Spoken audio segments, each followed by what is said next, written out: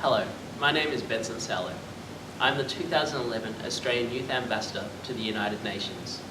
It is with great pleasure that I'm able to address you today at the Indigenous Leadership Conference, thoughtfully themed, Footprints of Leadership, Past, Present and Future. I'm currently based in New York City, working out of the Australian Permanent Mission at what is currently the busiest time of the year, Leaders Week. A week in which presidents, prime ministers, kings and queens come together to discuss the world's most pressing issues and each nation's progress in the lead up to the 66th session of the United Nations General Assembly. Our Foreign Minister Rudd and Health Minister Roxon will be present for the majority of the discussions taking place this month. So all the staff will be quite busy preparing for their arrival, their speeches, and their intense schedule of meetings.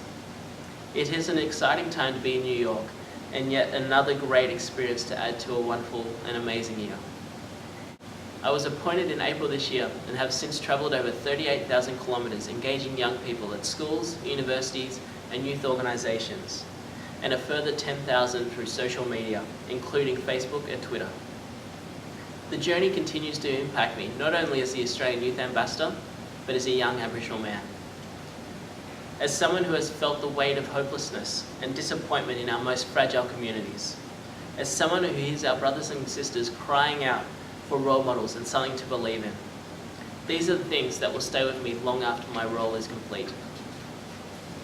In July, I had the pleasure of attending the 2011 National Native Title Conference held in Brisbane, where I attended a men's talking circle, where over 40 men of all ages were discussing what native title means to them and the steps their communities have taken to secure native title.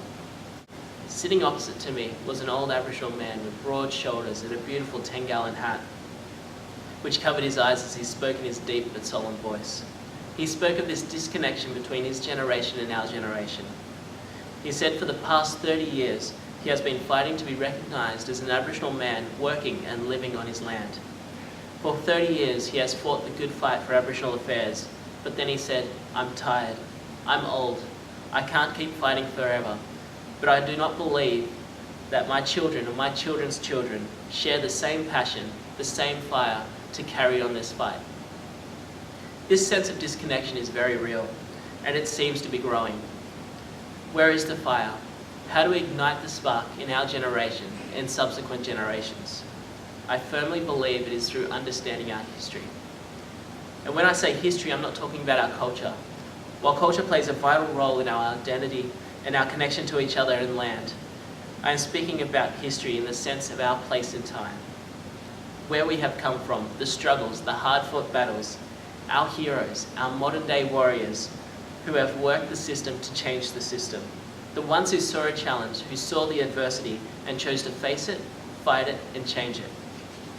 Understanding this history embeds a sense of pride, identity and passion, because these challenges and this adversity still exist today. Our elders are becoming tired, they're weary with age, and I do believe it is our time to stand up as the younger generation and find that spark and become the next social warriors for Australia and for Aboriginal Australia. This is the importance of leadership. It's not about always being the one out in front of the crowd. It's about creating space behind you for others to join you and grow with you. It's about selflessness. It's about sharing the load by working together to achieve a common goal. I would like to congratulate you all, you leaders in your communities, you leaders in your family, and ultimately, leaders in our nation. There is a wonderful quote by Thucydides, which he states, "The bravest are surely those who have the clearest vision of what is before them, glory and danger alike, and yet, notwithstanding, goes out to meet it." I encourage you all to meet whatever challenge that may lie ahead with bravery and the knowledge that together we shall overcome. Thank you.